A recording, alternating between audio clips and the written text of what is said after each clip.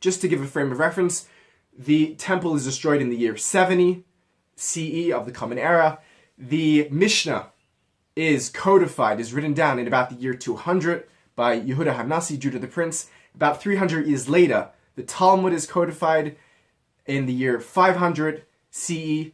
And from the end of the Talmud being codified, from the year 500, what we have is the period of the Geonim, moving forward through the period, and in about the 1200s we have what's called the period of the Rishonim. And in this whole period, in the whole Gaonic period, from about the year 500 till about the year 1100, we don't really have much expression of Jewish mysticism. Something happens in about the 11th, 12th century, during what's known as the period of the Rishonim. Something happens in the 11th, 12th century, where Kabbalah as we know it today is born. Which means the Sfirot, predominantly the Sfirot, which are seen as the core conceptual bedrock of Kabbalah, comes to its full expression and fruition in the 11th, 12th century in Provence, south of France. Jewish history is split up in rabbinic periodizations that begin with the Tanaim, the sages of the Mishnah, who begin to discuss the ideas which become written down in the Mishnah during the time of the Second Temple. Their works are continually debated. The great sages, Rabbi Kiva, or Hillel, or Meir, are finally written down in the year 200 of the Common Era. These are pretty simple dates to remember. From the writing of the Mishnah, for the next 300 years, the Mishnah is debated, and that gets written down as the Gemara. The two of them together are the Talmud. That happens in about the year 500. Again, a pretty simple date to remember. From the year 500 till about 500 years later is known as the period of the Geonim. The Geonim are the heads of the academy living in Babylon, and they explain and elucidate and make clear what happened in the Talmud.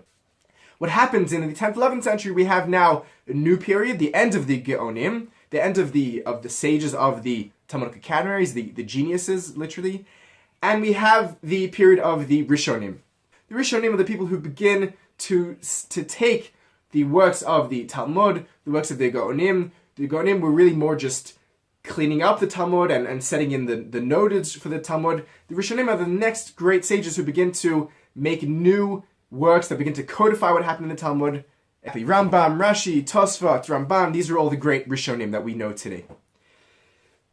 In terms of Jewish mysticism, just so that we're not doing a complete injustice to the Gaonic period, because we just said that we don't really have Kabbalah during the Gaonic period, we do have some works of piety and mystical literature. Most famous is Rabbeinu Bachya.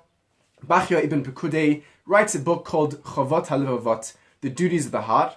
And in that book, Bachya begins to ask questions about what is the purpose of the mitzvot, what happens internally, what is the work upon the heart, not just the external works. And Bachya lives from the year 1050 to 1120.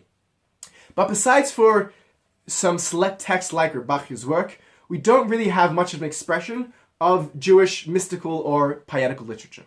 Something happens in the 11th to 12th century, as we've said, where we have an explosion. By raise of hands, who here has heard of Neoplatonism? Because this is an important part of the story. We have one raised hand.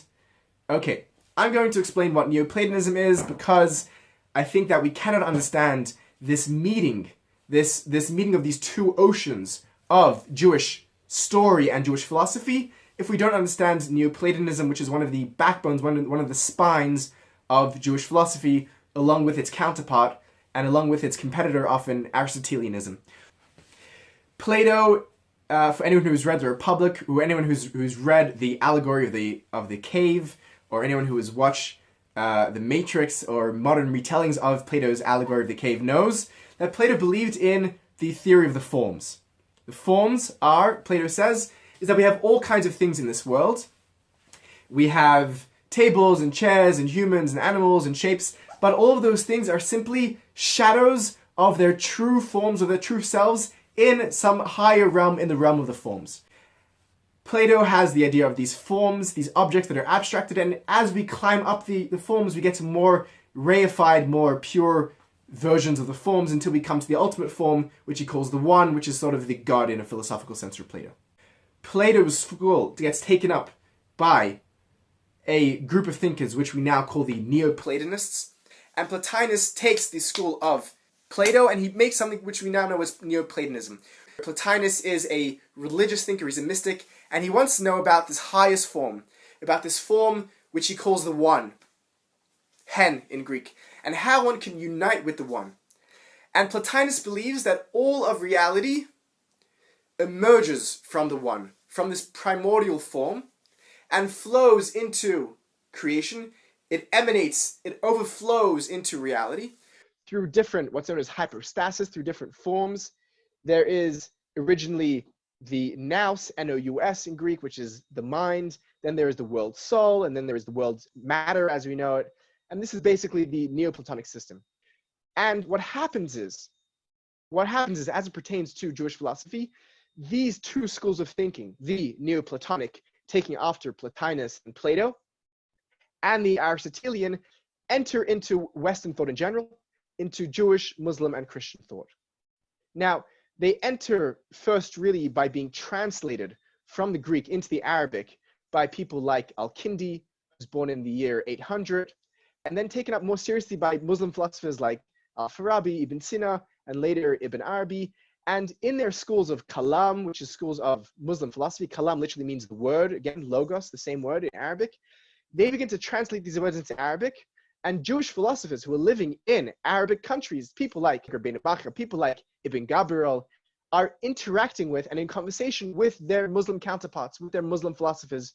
And what they begin to do is they begin to take ideas from Neoplatonism and begin to express Jewish ideas through the language of their own day, which is Neoplatonism. Let me introduce you to a Jewish thinker by the name of Ibn Gabriel. Rabbi Shlomo Ibn Gabriel writes a book in the 11th century called Mekor Chaim, Source of Life, Fons Vitae in Latin. This book is lost in the original Hebrew, but translated into Latin as Fons Vitae.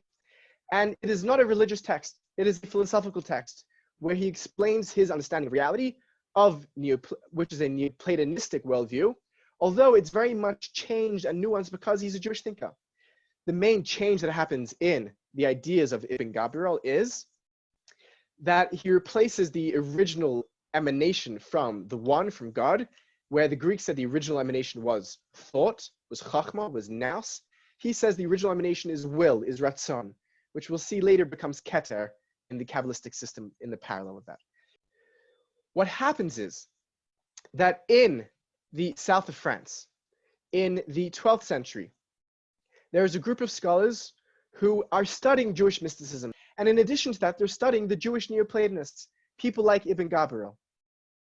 And they see that if they take ideas from Ibn Gabriel, if they use the terms of Ibn Gabriel, they can express and elucidate what they've been trying to say all along in Kabbalistic language with much greater clarity. And what they do is that they create a system of thought, which we now call Kabbalah. The very basic idea of Neoplatonism is, and you'll see automatically why this makes sense for the Kabbalists to use this language, is that reality, as we see it today, we see multiplicity, we see diversity, we see bifurcation, we see me and him, us and them, this and that. We see all sorts of, there's a fragmentation to reality. Things are broken up, things are separate. The Neoplatonists say, along with the mystics of all of the world, that brokenness of reality, that fragmentation, that separation, that disharmony of reality is just an illusion. It's just like the poor prisoners who were sitting in the cave of Plato in the Republic, who only see shadows. And if they turn back and saw the real reality, if they turn back and saw the forms, if they saw the sun, they'd see that all of reality is one, is united, is unified.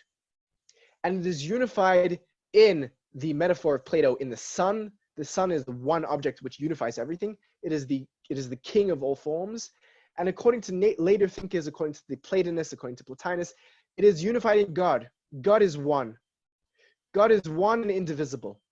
And the indivisibility of God includes the rest of existence. There's nothing outside of God. There is nothing but God. And therefore, if God is one and there's nothing but God, that means everything is fundamentally one. And any separation, any multiplicity, any distraction, any diversion from that unity is simply some sort of illusion, and which we'll speak about. But then how do we then get this reality of multiplicity? How do we then have that? So the Neoplatonists teach us that the one overflows into reality, and it creates an illusion of separation and multiplicity. And we're going to see these ideas more clearly expressed in Kabbalistic systems.